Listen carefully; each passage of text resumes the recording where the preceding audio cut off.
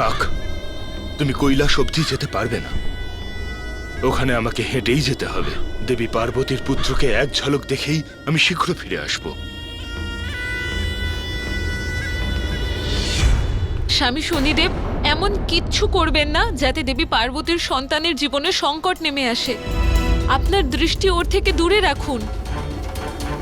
সমস্ত দেবলোক আনন্দ পাচ্ছে ওর দিকে চেয়ে, শুধু আপনিই বঞ্চিত থেকে গেছেন ওর দিকে না তাকিয়ে। আমার কেবলমাত্র একটা দৃষ্টির প্রভাবে ওই দৈব বালকের এমন কি ক্ষতি হতে পারে?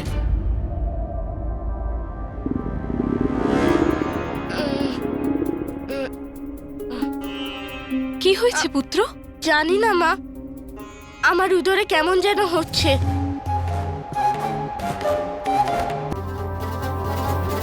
তোমার তো খিদে পেয়েছে সোনা। তোমার আগমনে এতটাই সুখী হয়েছে যে তোমায় আহার করাতেই ভুলে গেছি। দেবী কামধেনু,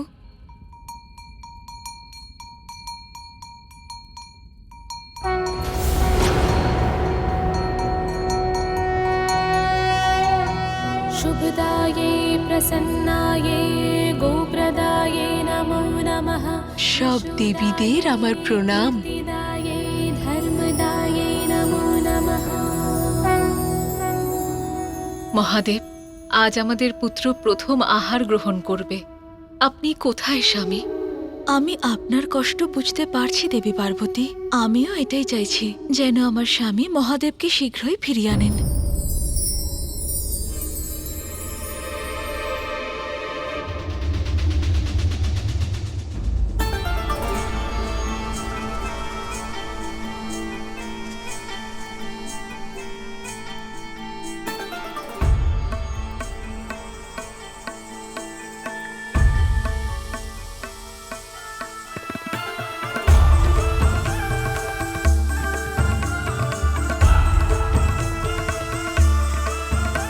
আমার প্রভু মহাদেব এই পাপী অধর্মী অসুরদের মধ্যে থাকতে বাধ্য হচ্ছেন।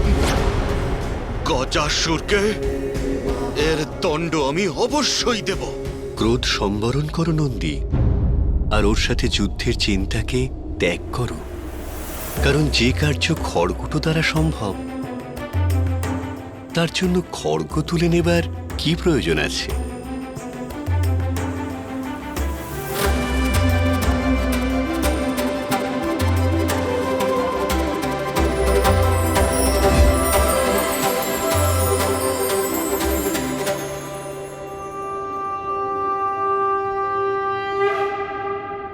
শ্রীহরি, এ কি বেশ ধারণ করেছেন?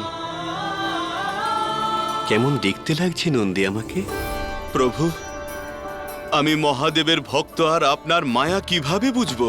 আমি তো শুধু এটুকুই জানি যে আপনি সবকিছুই করতে পারেন। জগতের কল্যাণের জন্য যে কোনো রূপ ধারণ করতে পারেন প্রভু। জগতের হিতার্থে আজ তোমাকেও গান গাইতে হবে নন্দী। আশা করি তোমার কণ্ঠ ততটাই মধুর যতটা তোমার ক্রোধ। মহাদেবের জন্য আমি সবকিছু করতে রাজি, সবকিছু।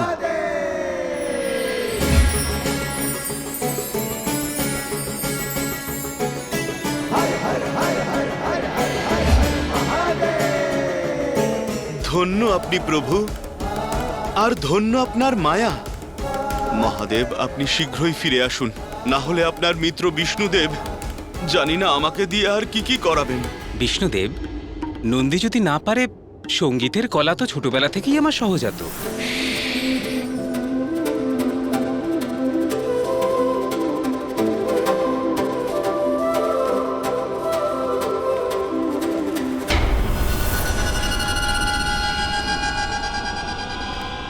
প্রণাম দেবী কামধেনু। আপনি তো সকলের দিব্য গোমাতা। আবহমান জীবনের সমৃদ্ধির প্রতীক আপনি। আপনার পবিত্র দুগ্ধ দিয়ে আমাকে আমার পুত্রের ক্ষুধা নিবারণের অনুমতি দিন। মাতা, আপনি এই শুভ কার্যে আমায় আহ্বান জানিয়ে ধন্য করেছেন।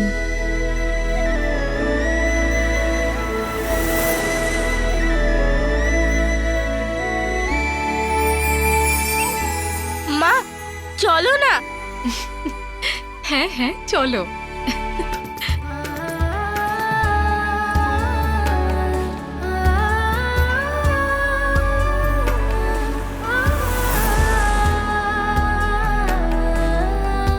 মাতা, আজ আমার দুগ্ধ আপনার দিব্য পুত্রের আহার হবে।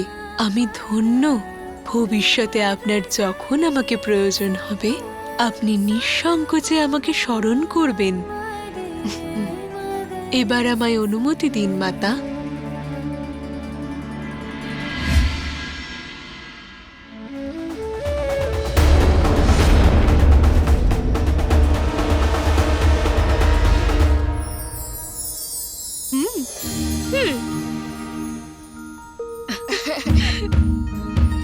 মনে হচ্ছে পুত্র স্নেহে দেবী পার্বতী এতটাই মোহিত যে উনি ভুলেই গেছেন আমরাও এখানে উপস্থিত।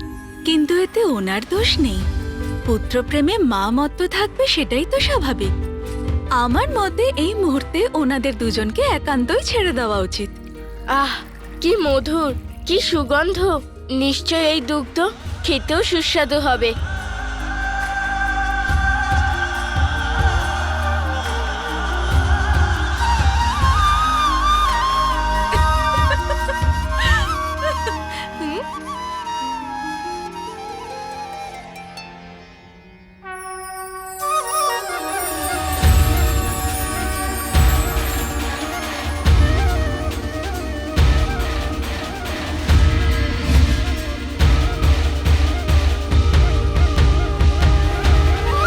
এই দুগ্ধ তোমাকে তোমার পিতার মতো শক্তিশালী করে তুলবে সোনা।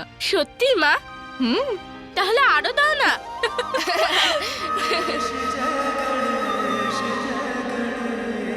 শীঘ্রই তোমার সাক্ষাৎ তোমার পিতার সাথে হবে।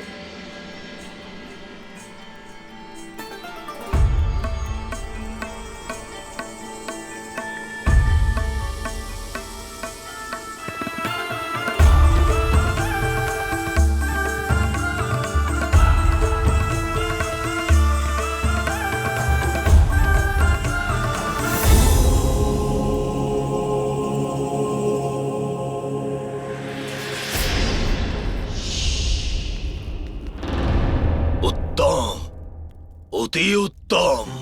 তোমাদের নৃত্য ঠিক তোমাদের মতনই সুন্দর।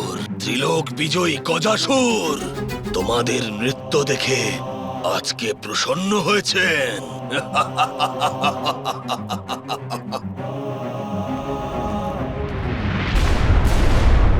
সুরা,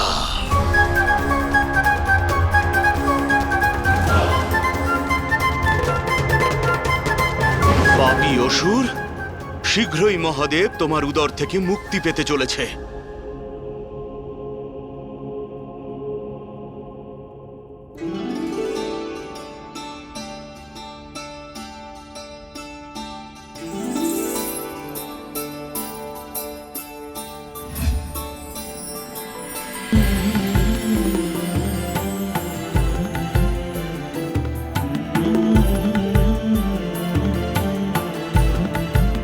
দেবী রোহিণী, স্বামী আপনি? আপনি আমার নিজের স্বামী চন্দ্রের তিরস্কার করছেন? তিরস্কার? আমি? আমি আপনার মনোযোগ নিজের দিকে আকৃষ্ট করার চেষ্টা করছি, কিন্তু আপনি তো দেখছি অন্য কোনো ধ্যানে মগ্ন। স্বামী, অপার সৌন্দর্যধারী এই বালক আমাকে মন্ত্রমুগ্ধ করেছে। আপনার মতো এত সুন্দর উজ্জ্বল মুখের আভা, আকাশের উজ্জ্বল নক্ষত্রের মতোই ওর নেত্র, সবাইকে সম্মোহিত করার মতোই মধুর হাসি, ওর বাচনভঙ্গি, ওর প্রখর বুদ্ধি, সব অত্যন্ত মনোহর। কিন্তু দেবী, এই অদ্ভুত বালকটি আসলে কে? সেই অদ্ভুত বালক দেবী পার্বতীর পুত্র। আমাদের দেবীদের মোহিত করে তুলেছে। এমনই মনোহর দিব্য রূপ ওই বালকের। স্বামী, আমার মনে হচ্ছে যে আয়ু বৃদ্ধির সাথে সাথে ও আপনার থেকেও বেশি রূপবান আর আকর্ষক হয়ে উঠবে। সব দেবতাদের মধ্যে সব থেকে অধিক সুন্দর আমি, কিন্তু একজন বালক আমার থেকেও বেশি সুন্দর এবং মনোহর। আশ্চর্য।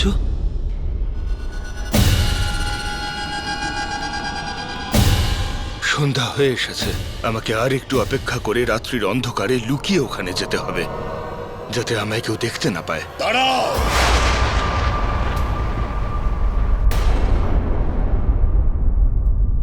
তুমি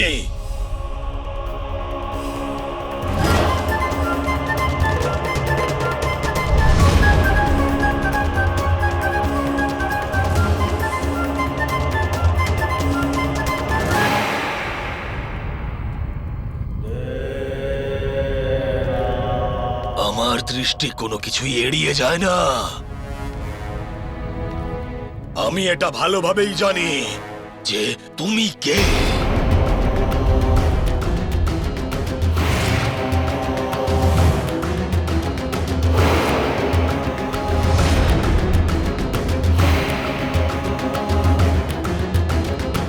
তুমি নিশ্চয়ই আমার বিশেষ মনোরঞ্জন।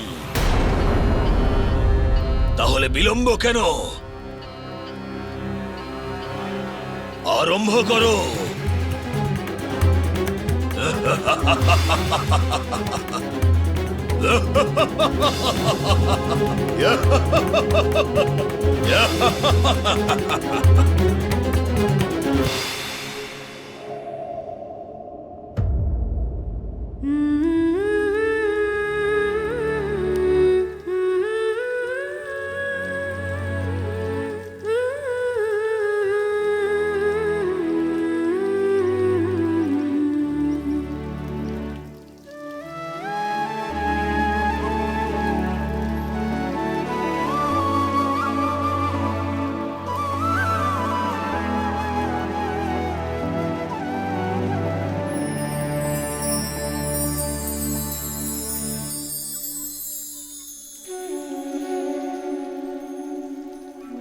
এই প্রকাশ কোত্থেকে উৎপন্ন হচ্ছে?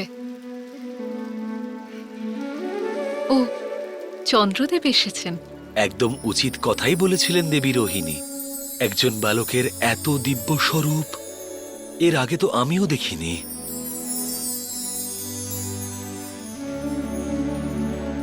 চন্দ্রদেব, আপনার উজ্জ্বলতা একটু কমান, ঘুমোতে দিন ওকে।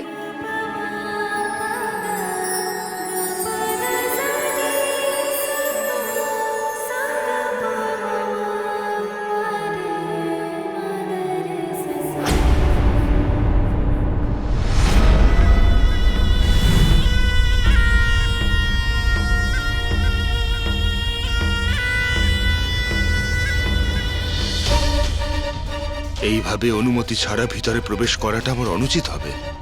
আমার মনে হয় লুকিয়ে পিছন দিয়ে ঢোকা ভালো, আর সেখানে গিয়ে খুঁজতে হবে মাতা পার্বতীর পুত্র কোথায়।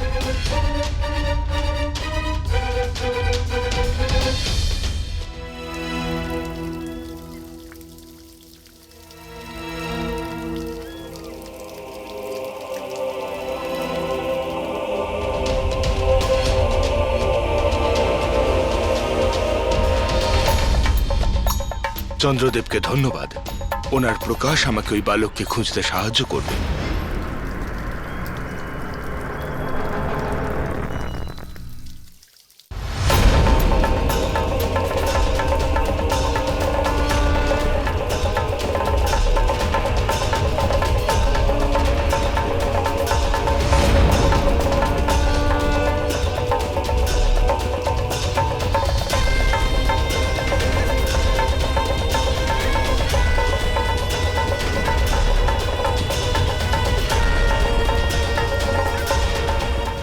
অপমানের জন্য আমি আপনাকে অভিশাপ দিলাম।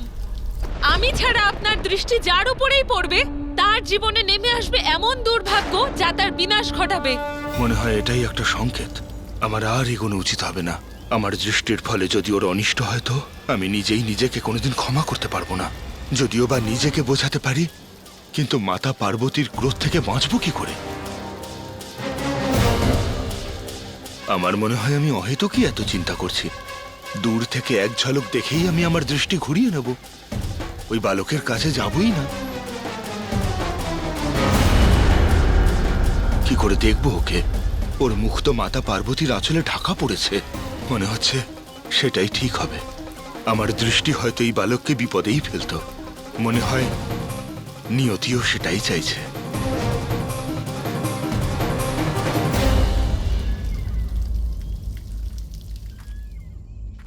শনিদেব, চন্দ্রদেব, কোথায় যাচ্ছেন আপনি? এখনো তো আপনি ওই বালকের ঠিক মতন দর্শনও করেননি।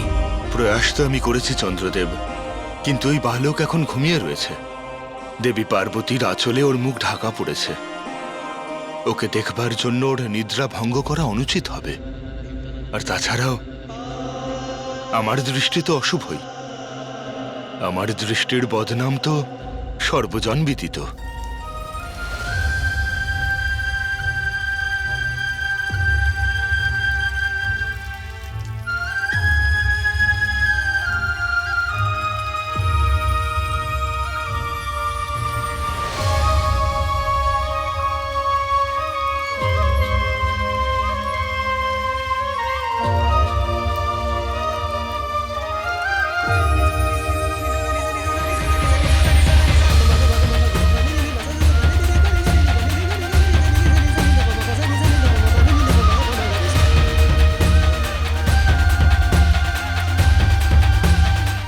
শনিদেব, এবার ওর নিদ্রা ভঙ্গ হয়েছে আর জলাশয়ের জল নিয়ে খেলছে এখনো।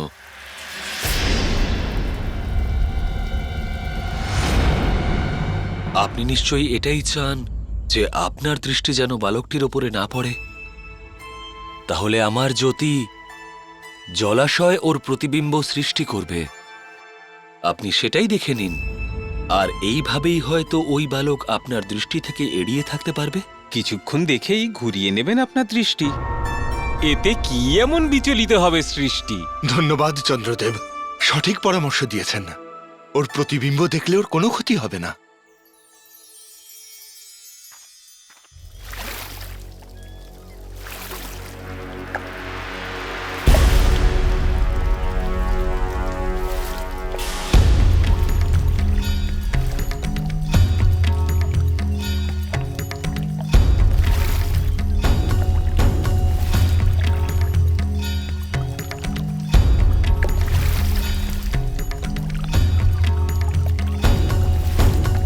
এই জল যখন শান্ত হবে তখন আমি ঠিকই বালকের প্রতিবিম্ব দেখতে পাবো।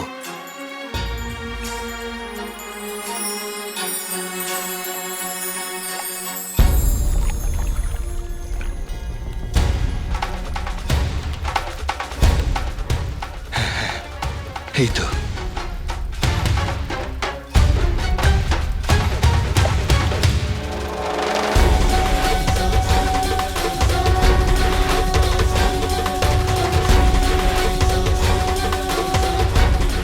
দেবর্ষী সঠিক বলেছিলেন। খুবই মনোরম রূপ এই দৈব বালকের। অতি মনোহর তার হাসি, মুক্তোর মতো ঝলমলে দাঁত, নক্ষত্রের মতো ঝলমলে তার ওই চোখ দুটো। অনুপম অলৌকিক এই বালক।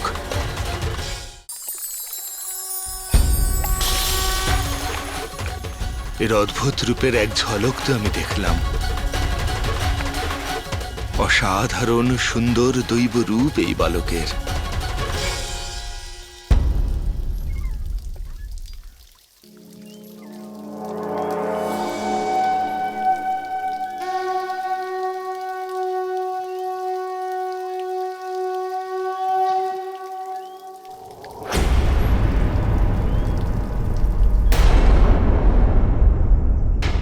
কিন্তু এই এক ঝলক দেখে তো আমার মন ভরল না। হৃদয় তো তখনই তৃপ্ত হবে যখন পূর্ণরূপে দেখতে পাবো এই বালককে।